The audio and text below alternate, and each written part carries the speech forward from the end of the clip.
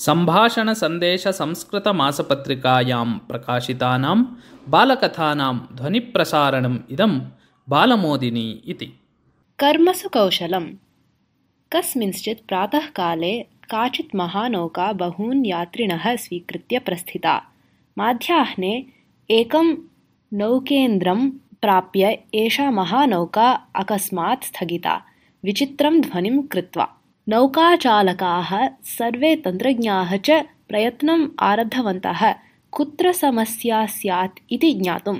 एकस्मिन् यन्त्रे दोषः उत्पन्नः इति तैः ज्ञातम्, किन्तु दोषः कथं समीकरणीयः इति न केनापि अवगतम्। सर्वे तन्त्रज्ञाः असहायकतां दर्शितवन्तः।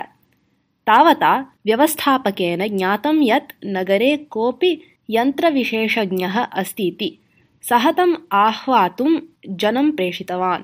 अचरात् एव यन्त्रज्ञः आगतः। सः कश्चन वृद्धः, किन्तु अनुभवी। सः यन्त्रसमीपं गतः। तं वृद्धं दृष्ट्वा तिरस्कारभावनया एव तं यन्त्रप्रकोष्ठं नीतवन्तः अभियन्तारः। वृद्धः यन्त्रज्ञः यन्त्राणां समग्रम् अवलोकनं कृतवान्, कांश्चन प्रश्नान् पृष्टवान् च। एषः वृद्धः किं वा कुर्यात्? एतावन्तः अभियन्तारः वयं किमपि कर्तुं न शक्तवन्तः इत्यादयः भावाः अभियन्तॄणां मुखेषु आसन्। तावता महानौकायाः स्थगनस्य अनन्तरं घण्टात्रयम् अतीतम् आसीत्। अल्पेन कालेन सर्वम् अवलोक्य दोषं ज्ञातवान् इव सः वृद्धः स्वस्यूतात् एकं लघुमुद्गरं निष्कास्य तेन यन्त्रस्य एकस्मिन् भागे शक्त्या प्रहृतवान्। अहो आश्चर्यम्! सर्वैः यन्त्रैः कार्यम् आरब्धं यथा पूर्वम्। सर्वे मुदिताः विस्मिताः च सन्तः परस्परम् अभिनन्दितवन्तः। विशेषज्ञाय कृतज्ञतां समर्प्य पृष्टवान् व्यवस्थापकः, कति रूप्यकाणि दातव्यानि एतदर्थम् इति। विशेषज्ञेन उक्तं 10,000 रूप्यकाणि इति। तावत् देयं किम्?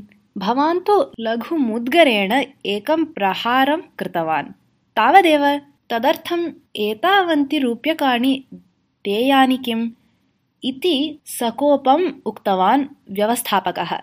वस्तुतः मुद्गरेण ताडनार्थं देयं भवति रूप्यकत्रयमेव, विशेषज्ञः अवदत्।